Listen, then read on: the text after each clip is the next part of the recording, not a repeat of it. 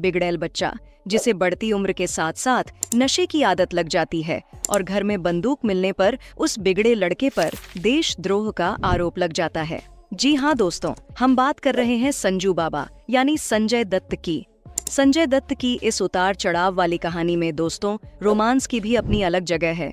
इस वीडियो में हम संजय दत्त की 3 शादियों और कई संबंधों पर खड़ी इस खूबसूरत कहानी के बारे में बात करने वाले हैं, जिसने हमेशा इन्हें विवादों में रखा है।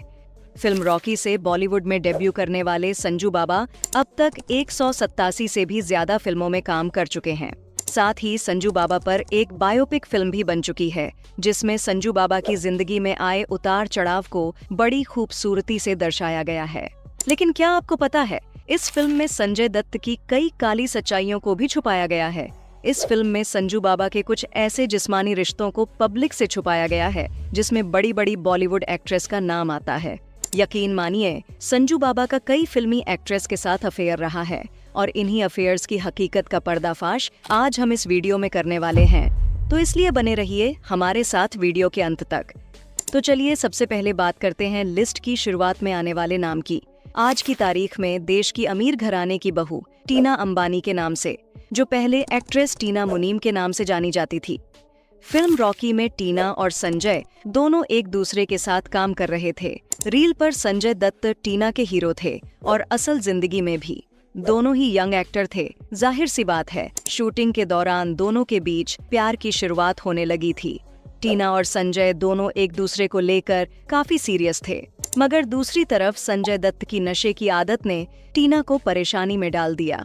नशे में रहने की वजह से संजय और टीना के बीच झगड़े होने शुरू हो गए और एक वक्त ऐसा भी आया जब टीना ने संजय दत्त को छोड़ने का फैसला ले लिया। जब भी टीना संजय से ब्रेकअप की बात करती, उस वक्त संजय दत्त उनके हाथ पैर जोड़कर उन्हें मना लेते थे, मगर नशे की बुरी आदत ने संजय दत्त में कोई बदलाव आने नहीं दिया। लिहाजा टीना ने संजय दत्त से ब्रेकअप कर लिया। टीना से ब्रेकअप के बाद संजय परेशान होने लगे, यहाँ तक कि एक बार टीना और ऋषि कपूर फिल्म कर्ज की शूटिंग कर रहे थे। उस दौरान दोनों के अफेयर की खबरें आने लगीं। बस फिर क्या था, संजय ने अपने दोस्त गुलशन ग्रोवर, जो कि हिंदी फिल्मों में बतौर खलनायक एस्टैब्लिश हो चुके थे, उनके साथ ऋषि कपूर के घर पहुंचे, क्योंकि संजय ऋषि के गाल पे थप्पड़ मारना चाहते थे। इत्तेफाक से ऋषि उस दिन घर पर नहीं थे, तो संजय की मुलाकात ऋषि कपूर की पत्नी नीतू कपूर से हुई, जहां उन्होंने इस मामले को संभालते हुए संजय से वादा किया कि वो ऋषि को समझाएंगी। तब कहीं जाके संजय का गुस्सा शांत हुआ। टीना से ब्रेकअप हो चुका था, लिहाजा संजय की जिंदगी में अब बारी थी नई गर्लफ्रेंड के आने की। हालांकि संजय की एक बात काफी अच्छी थी कि उन्होंने अपने अफेयर्स का असर अपने फिल्मी करियर पे पड़ने नहीं दिया। पर्दे पर उनकी एक्टिंग शुरू से ही लोगों को काफी पसंद आती थी। अगला नाम है रेखा का। जी हाँ दोस्तों, वही रेखा जिनके नाम के चर्चे सदी के महानायक अमिताभ बच्चन के साथ भी हुए थे। रेखा और संजय दत्त एक फिल्म जमीन आसमान में एक साथ काम कर रहे थे, जो कि साल 1984 में बन रही थी। और इसी फिल्म के दौरान ये दोनों एक दूसरे के करीब आए और चर्चाएं होने लगी कि रेखा और संजय ने एक दूसरे से सीक्रेट मैरिज कर ली। हालांकि ये बात गलत थी, क्योंकि लोग वहां सिर्फ अंदाजा लगाते थे, क्योंकि एक्ट्रेस रेखा अपनी मांग में सिंदूर लगाती थी। इसी को देखते हुए लोगों में बातें होने लगी कि रेखा और संजय ने एक दूसरे से शादी कर ली, जबकि ऐसा कुछ नहीं था। लेकिन एक चीज जरूर थी कि रेखा और संजय दत्त एक दूसरे के करीब आए थे और रेखा ने नजदीकियां जानबूझकर बढ़ाई, क्योंकि वो उस वक्त अमिताभ बच्चन को जलाना चाहती थी और इसी वजह से उन्होंने संजय दत्त के साथ अपना रिलेशनशिप मेंटेन किया। हालांकि फिल्म के साथ ही ये रिश्ता भी खत्म हो गया। अब बात करते हैं संजय दत्त की उस गर्लफ्रेंड की, जो आगे चलकर संजय दत्त की पहली पत्नी बनी। एक फिल्म के मुहूर्त में संजय दत्त और ऋचा शर्मा की मुलाकात हुई, जहां पहली ही नजर में ऋचा संजय को पसंद आ गई। उसके बाद एक फिल्म मैगजीन में ऋचा की तस्वीर देखकर संजय उनके दीवाने हो गए और उन्होंने साल 1987 में उनकी फिल्म आग ही आग की शूटिंग के दौरान ऋचा को प्रपोज कर दिया। ऋचा की तरफ से कोई जवाब न मिलने पर संजय हर रोज ऋचा को फोन करने लगे ताकि उनकी जुबान से वो हाँ बुलवा सके। ऋचा संजय के इस दीवानेपन से इम्प्रेस हो गई और संजय को हाँ कह दी और साल 1987 में ही दोनों ने न्यूयॉर्क में शादी कर ली। शादी के बाद संजय की लाइफ एस्टैब्लिश हो गई। और साल 1988 में वो एक प्यारी सी बच्ची के पिता भी बन गए, जिसका नाम है त्रिशाला। मगर संजय की लाइफ में अभी एक फिल्मी मोड़ आना बाकी था, और वो था रिचा का ब्रेन ट्यूमर। एक तरफ अमेरिका में रिचा का इलाज चल रहा था, तो दूसरी तरफ इंडिया में संजय फिल्मों में बिजी थे। तभी साल 1991 में संजय दत्त और माधुरी दीक्षित की फिल्म साजन की शूटिंग होने लगी। उसी दौरान दोनों के बीच प्यार होना शुरू हुआ और देखते ही देखते दोनों एक दूसरे को लेकर सीरियस हो गए।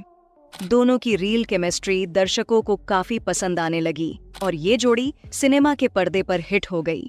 इसी दौरान माधुरी दीक्षित और संजय दत्त एक दूसरे से बेहद प्यार करने लगे, इसलिए दोनों चाहते थे कि उनकी शादी जल्द से जल्द हो जाए। लेकिन माधुरी दीक्षित के पिता इस शादी के खिलाफ थे। वो संजय दत्त को बिल्कुल भी पसंद नहीं करते थे। उनका कहना था कि संजय दत्त पहले से ही शादीशुदा हैं और उनकी एक बेटी भी है।